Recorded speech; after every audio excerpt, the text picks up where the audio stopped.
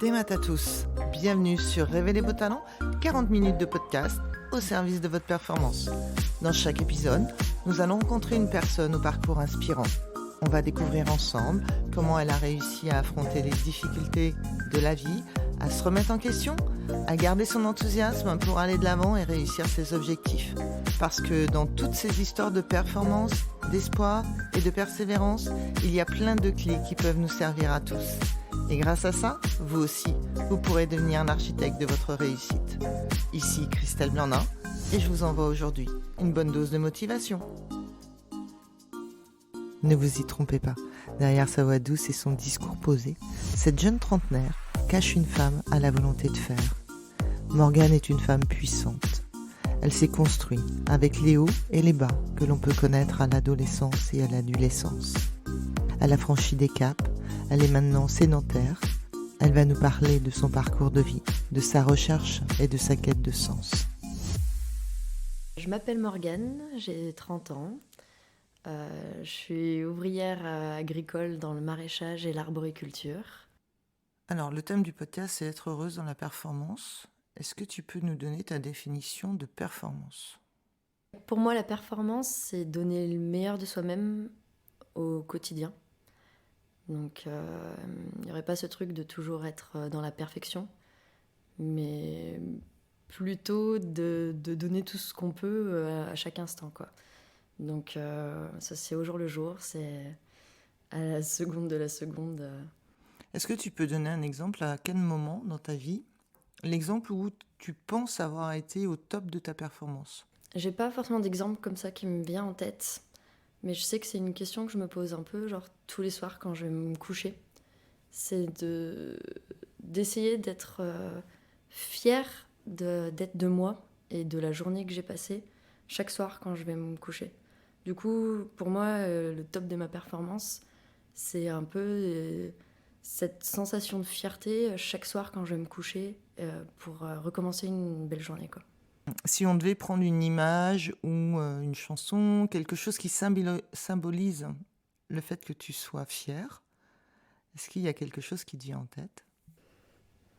Est-ce que tu le ressens ? Est-ce que tu le vois ? Est-ce que tu le perçois ? C'est plutôt une sensation, ouais, qui s'approcherait très grandement de l'amour, avec un grand A. C'est... Ouais, pour moi, c'est la symbolique de l'amour qui serait le plus proche de ça, quoi. Donc c'est quelque chose que tu perçois plutôt dans ton corps, plutôt que quelque chose qui soit intellectualisé. J'essaye au maximum. Justement, j'ai même le sentiment que plus j'intellectualise les choses et plus je me détache de l'être véritable. Donc j'essaye d'être beaucoup plus dans mon corps, dans mes sensations. Et du coup, justement, quand je parlais du fait d'aller me coucher tous les soirs, c'est pas de ressasser toute ma journée et d'intellectualiser ce que j'ai fait, mais c'est plutôt cette sensation d'avoir justement donné le meilleur de moi-même et d'apporter ce que je voulais vraiment apporter autour de moi. C'est quoi ton métier ? Mon métier à l'heure actuelle, je dirais que je suis saisonnière agricole, donc c'est assez vaste. Le but, c'est de travailler dans la nature et principalement là, c'est les fruits et les légumes. Donc voilà, le côté ouvrier. Donc le travail manuel, toucher la terre, c'est important pour toi ? Extrêmement, ouais. Ça a été dur de trouver que c'était ça. Ça a été un long chemin. Mais en fait, c'est ce travail dans la terre qui fait qui je suis à l'heure actuelle. Je pense que ma recherche, elle s'est plutôt faite dans ce sens-là, d'ailleurs. Et elle s'est faite à l'aide de quoi, ta recherche ? Ou de qui ? Je dirais de qui, de moi. C'est déjà pas mal Ouais, d'aller totalement. se trouver. Moi, je crois que c'était ce but-là, en fait. C'est qu'il y avait un mal-être profond à un moment donné de ma vie. Et que ce mal-être profond m'a amené à me réinterroger sur l'entièreté de ma vie. Et une des grosses questions, c'était aussi du coup le côté professionnel. Et du coup, la question, c'était de chercher une profession qui soit en accord avec une philosophie de vie plutôt que un travail pour vivre ma vie, quoi. Il fallait que mon travail soit ma philosophie de vie. Donc toute la question qui s'est posée en amont, c'est quelle était ma philosophie de vie? Et quelle est-elle aujourd'hui encore? Tu dis que ça part de quelque chose de douloureux, apparemment. Ouais. Tu l'associerais à quoi? À quelle période de ta vie, cette douleur? Pour moi, ça a été une longue ascension d'une dépression qui a commencé en fait par à trouver ma place dans la société, ma place dans ce monde-là, un monde qui me paraissait délirant. Est-ce que tu peux situer à quel âge ça s'est passé? Je sais qu'il y a des périodes. Je me souviens par exemple de l'âge de mes 10 ans où je me suis retrouvée au milieu de plein de personnes qui dansaient dans un bal. Et où la première réaction que j'ai eue, c'était de me demander comment est-ce que toutes ces personnes-là pouvaient rire, danser et s'amuser alors que le monde tournait si mal que ça.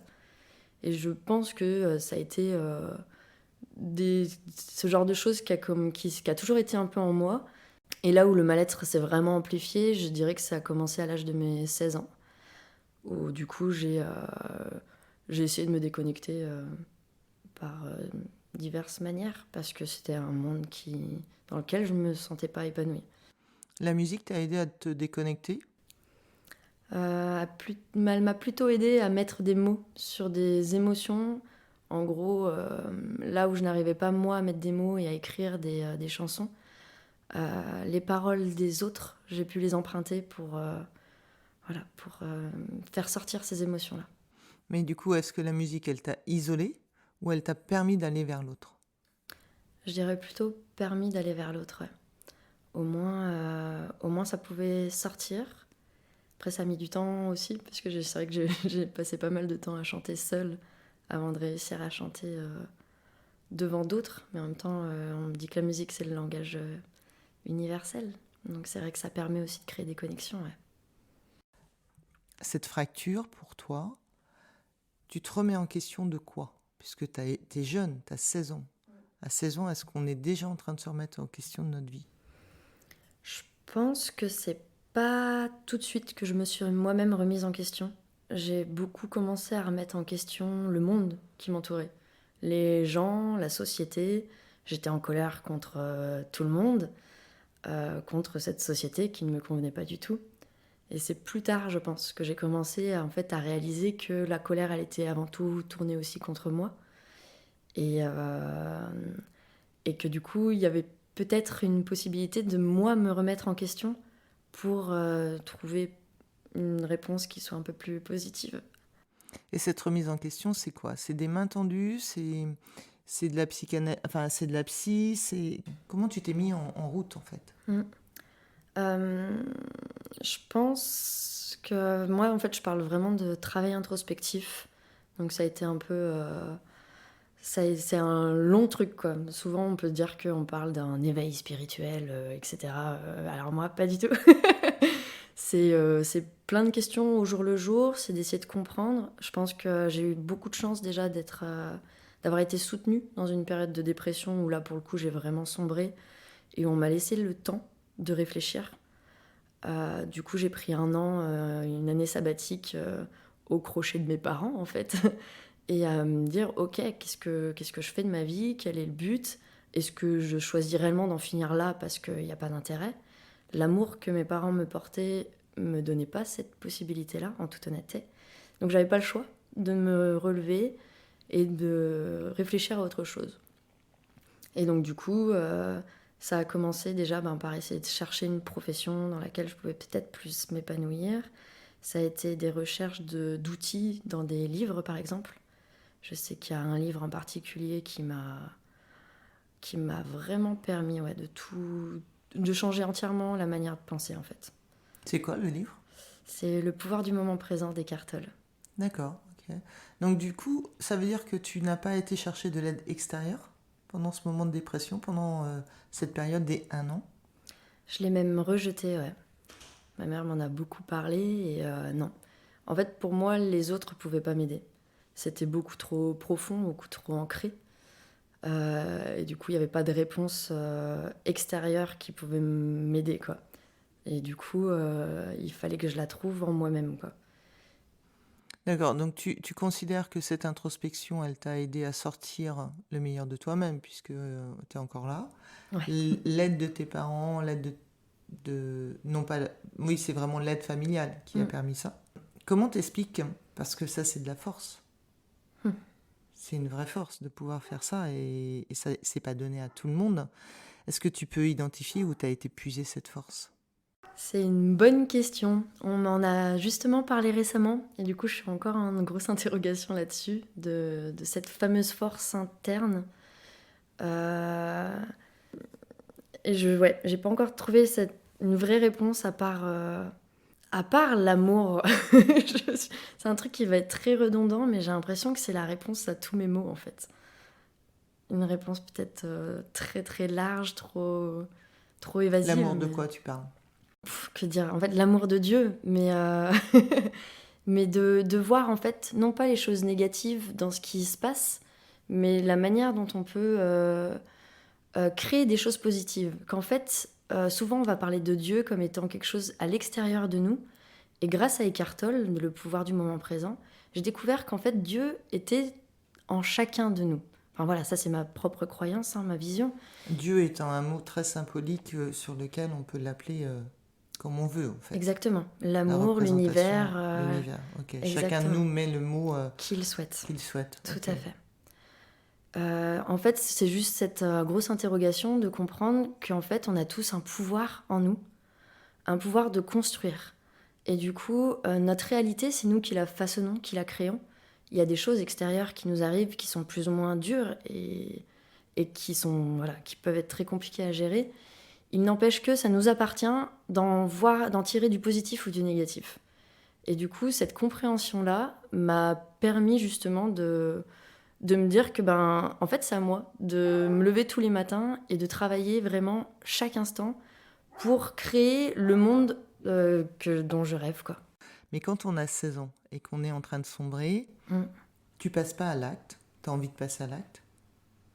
Du suicide, tu Ouais. parles? Est-ce que tu as eu envie plusieurs fois de passer à cet acte de suicide et de dire mais j'ai rien à faire là et je me suis trompée de chemin en fait. J'ai rien à faire à ce moment-là sur Terre et j'ai envie de partir. Donc pourquoi t'es resté? La seule réponse que j'ai trouvée, et que je me suis toujours dit, c'est que j'avais une mère trop fabuleuse pour lui faire ça. C'est qu'elle méritait pas cette action. D'accord, donc c'est le fait d'avoir l'autre qui t'a retenu. C'est Totalement. cette main, parce que on parle de main tendue, mais ça c'est une main tendue. Plus que tendu, ouais, totalement. Du coup, t'as pas accepté les mains tendues extérieures comme on pourrait voir un psy, un psychiatre, peu importe comment on se défait de cette situation-là de dépression, mais l'intérieur, le cercle familial, donc le cocooning de cette maison, ne t'a pas autorisé à passer à l'acte en fait. Ouais, le fait que c'est pas parce que moi j'étais extrêmement malheureuse que du coup je devais faire porter ce fardeau sur d'autres personnes qui n'avaient pas la même vision que moi du monde, des difficultés. Enfin, pour moi, ça devenait égoïste de blesser d'autres personnes que moi-même dans cet acte-là. Donc là, on parle de l'amour de la mère qui nous retient. Toi, tu cherches l'amour un peu inconditionnel dans ton précepte de vie. C'est un peu ce que tu décris. Ça me fait aussi sourire parce que tu es dans la nourriture et tu es dans le travail de la terre. Et c'est la terre qui nourrit l'homme et qui nous nourrit. Si on pouvait dire aller de l'avant, c'est quoi le chemin de vie que tu peux voir se dessiner pour toi? J'ai l'impression qu'il y a quelque chose autour de justement du partage, de quitte à ne pas pouvoir trouver qu'est-ce qui peut m'apporter moi comme bonheur dans mon petit individu que je suis. Peut-être que m'apporter du bonheur, c'est en fait en apporter quotidiennement aux autres. Et ça commence par nourrir les gens en cultivant des légumes, comme partager un sourire quand tu marches dans la rue et que tu croises un inconnu, dis merci à la boulangère qui te donne le pain. C'est des actes au quotidien. Et en fait, je me rends compte que c'est ça qui fait que chaque jour, je suis un petit peu plus heureuse. Ouais. C'est en ayant un sourire partagé. Donc tu nourris l'autre pour pouvoir te nourrir? Ouais. Qu'est-ce qui se passe si demain il n'y a plus personne? Comment tu te nourris? Et de quoi tu te nourris? Pour moi, en fait, il y aurait plus d'intérêt. Déjà, je trouve que je continue à considérer que l'intérêt de vivre est pas si important que ça. Mais alors, du coup, si en plus il y a plus d'êtres vivants, quel est l'intérêt? Donc tu dis ça n'a pas autant d'importance que ça de vivre. Du jour au lendemain, il arrive quelque chose dans ta vie, tu pourrais décider de quitter cette terre? Je pense, ouais. Je pense que ça ne me fait pas peur qu'on me dise qu'aujourd'hui ça s'arrête là. Après, je l'ai jamais vécu, donc je ne peux pas en être sûre. 16 ans, on est en dépression. Est-ce que la dépression, elle est due à un mauvais passage d'adolescence, d'après toi? Ou c'est vraiment le mal-être que tu avais bien avant tes 10 ans? C'est encore une question que je me pose. Je pense que la réponse se fait dans les deux questions. Je pense que dans tous les cas, j'ai l'impression qu'il y a quand même énormément d'adolescents qui vivent très très mal ce passage-là. Et je pense que c'est pas pour rien. Encore une fois, moi j'associe ça beaucoup à... J'ai l'impression qu'on se prend une méchante baffe dans la tête quand on arrive à comprendre en fait quel est ce monde. On se rend compte que tout n'est pas beau, tout n'est pas rose, et que dès qu'on commence un peu à s'interroger, il y a de plus en plus de choses. Enfin, pour moi, c'est une vraie explosion, l'adolescence, déjà de base. Mais j'ai le sentiment aussi que j'ai vécu quelque chose quand j'avais 6 ans, qui fait que peut-être inconsciemment, ça m'a mis dans le bain très tôt aussi, que le monde n'était pas tout beau, tout rose. Et que du coup, ça m'a très fortement impactée assez jeune, je pense. Et tu penses que ce qui t'a impacté à 6 ans, enfin, si on pouvait prendre cette symbolique de la terre, j'ai 6 ans et ça m'arrive et je le pose dans la terre. Parce que ça a nourri quelque chose. Je pense que Enfin, ça ça a a nourri nourri quelque Morgane, chose. ça a nourri... Ouais. mais de quelle façon? Ouais. Je pense que pendant longtemps, ça a pu avoir cette symbolique de la mauvaise racine, en effet. Mais encore une fois, j'ai eu le sentiment qu'à un moment donné, j'utilisais peut-être aussi cet acte qui m'est arrivé dans ma vie, de malheur, comme argument, comment dire? Échappatoire? Ouais, c'était Ou une excuse? excuse, c'est ça. C'était une excuse pour être malheureuse. C'était facile d'utiliser ça et je me complaisais beaucoup là-dedans. Et C'est plutôt rassurant aussi de se complaire dans quelque chose qui nous a fait mal. Parce que du coup, on est en position de victime et on s'occupe de nous. exactement, totalement, totalement. Ouais, et quand on comprend pas pourquoi est-ce qu'on est comme ça ou pourquoi est-ce qu'on va pas bien, c'est cette réponse-là qui est toute là, qui nous tend les bras. Et oui, ça fait du bien. Ça fait du bien de se complaire là-dedans, ouais. Jusqu'au moment où j'ai découvert que, en fait, je pouvais peut-être être autre chose qu'une simple victime. Et qu'encore une fois, c'était à moi de renverser la situation, ouais. Quand tu prends conscience de je ne suis pas qu'une victime, je suis Morgane et avec des histoires de vie. Qu'est-ce qui fait que le soleil arrive en fait? Que la luminosité arrive dans ta vie? Et tu vois le verre à moitié plein et non plus le verre à moitié vide. Qu'est-ce qui se passe pour toi? Moi, je pense déjà que j'ai eu besoin de beaucoup de temps.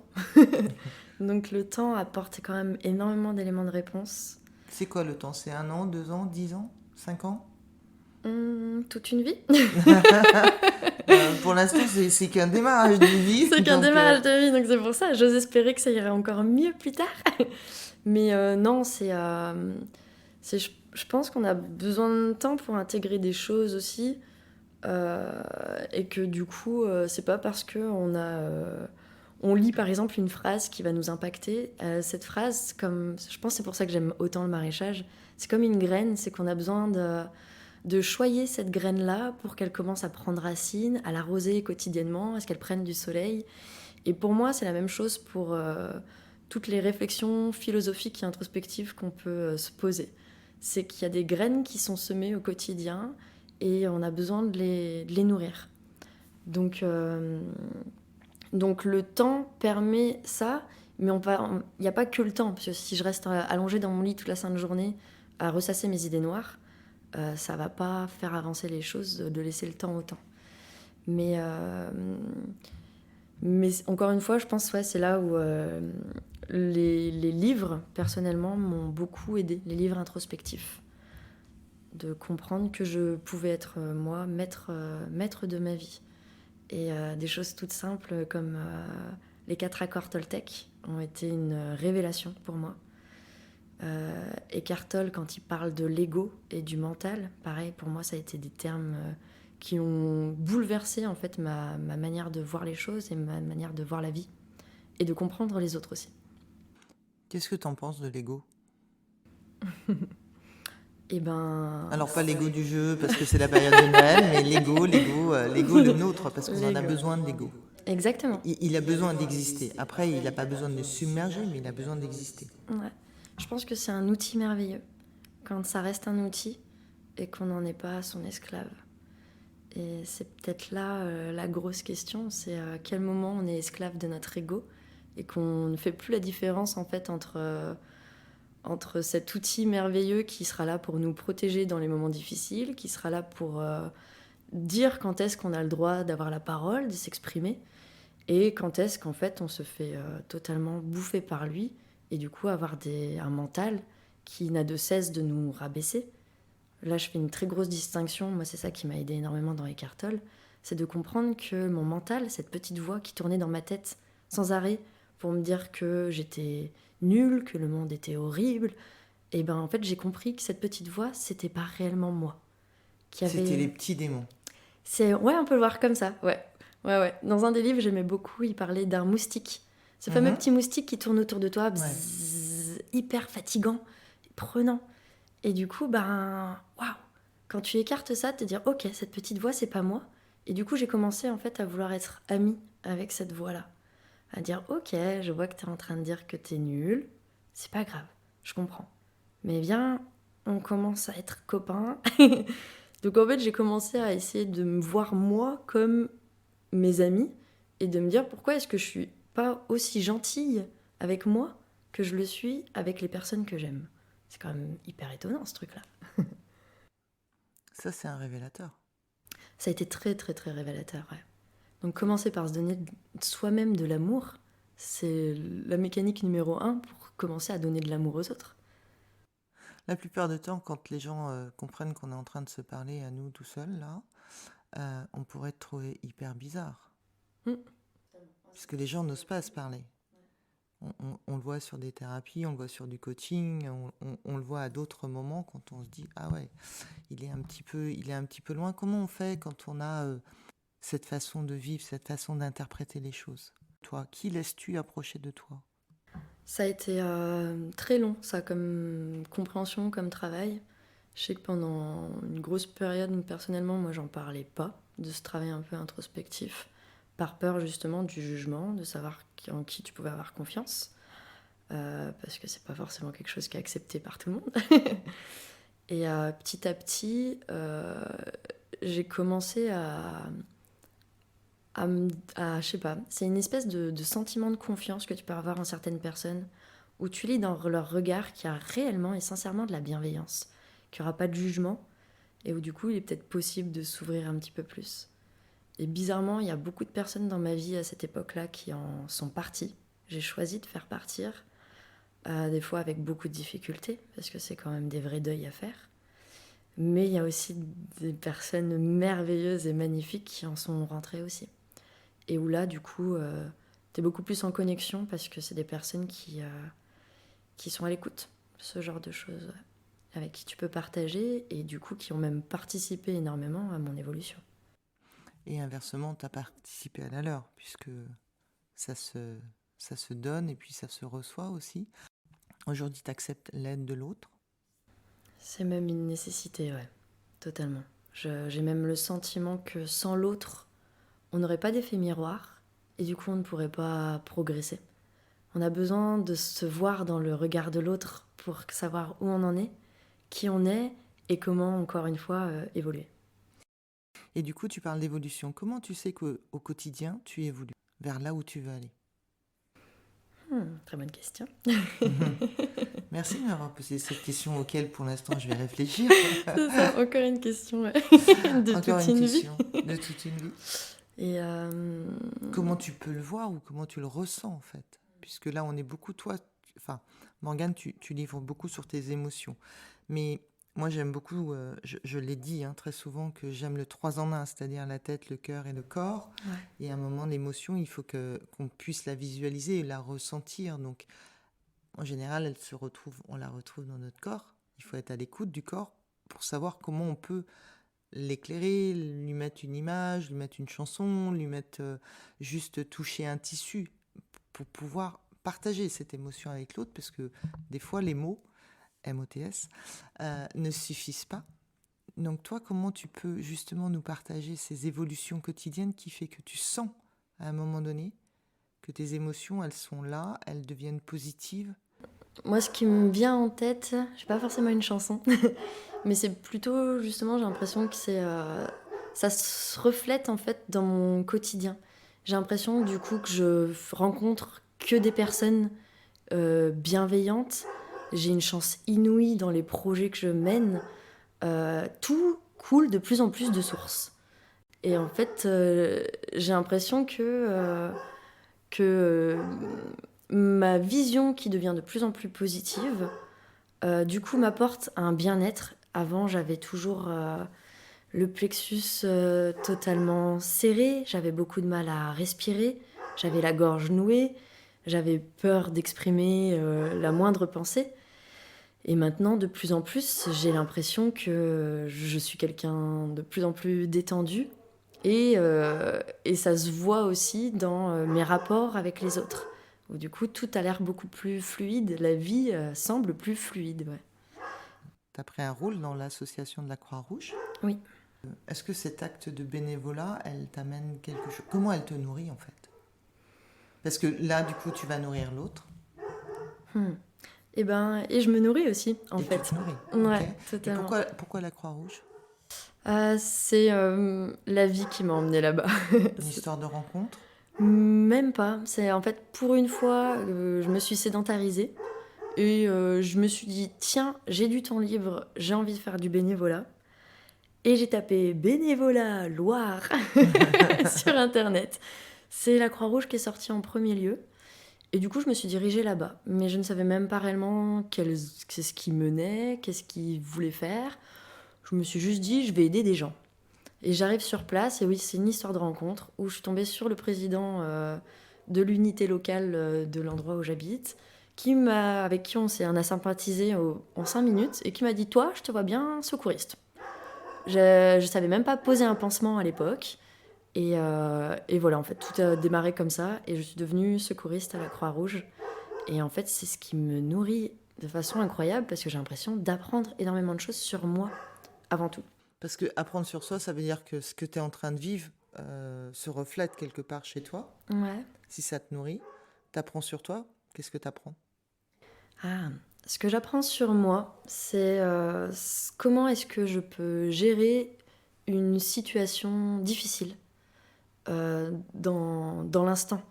Je me suis toujours posé la question et je trouve ça hyper intéressant de se dire tiens, il y a un accident qui vient de se produire là sous notre nez. Qui on est? Comment est-ce qu'on gère cette situation? Est-ce qu'on reste les bras ballants? Est-ce qu'on reste terrifié? Est-ce qu'on se met à courir de partout? Enfin, c'est des choses... Et du coup, dans l'action, dans le besoin de réagir extrêmement rapidement, eh ben, ça te met en situation. Et du coup, tu ne peux que t'améliorer dans ce genre de situation. Parce que c'est une situation qui est encadrée, où tu as des personnes à tes côtés qui sont là aussi pour te soutenir dans les moments où tu ne sais plus gérer. Donc ça va te nourrir là-dedans aussi, à te conforter et te donner de la confiance en toi dans les moments qui peuvent être très compliqués à gérer.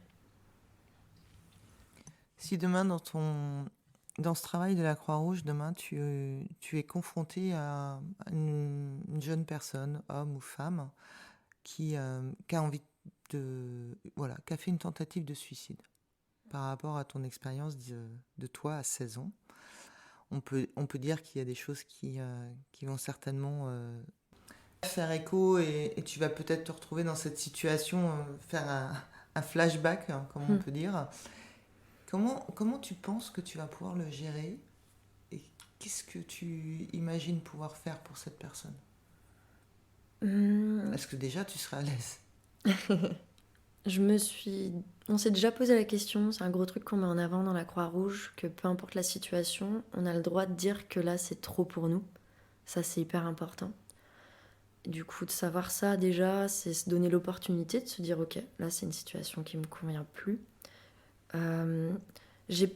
Comme ça, je dirais que j'ai pas peur de vivre cette situation-là. Je dirais même au contraire, des fois c'est les personnes les mieux placées pour aider une personne, c'est parce qu'elles ont vécu une situation similaire.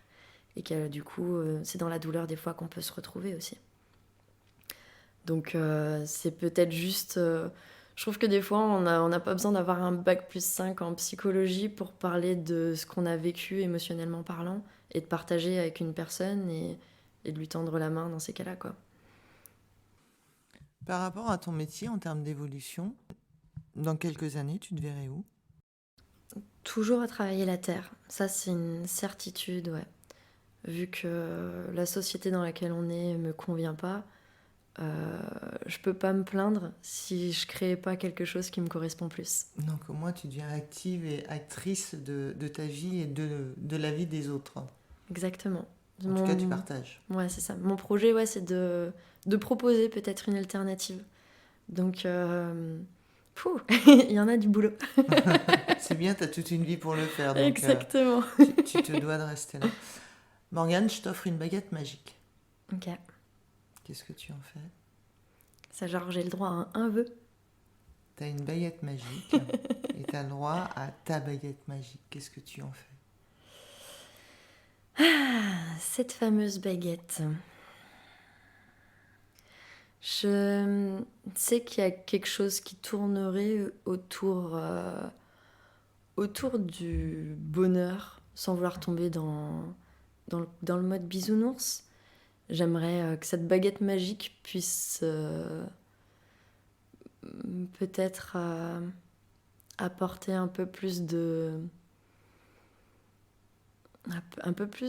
repos pour le mental humain, peut-être. Donner un peu plus d'amour dans le cœur de chaque humain et un peu moins de haine.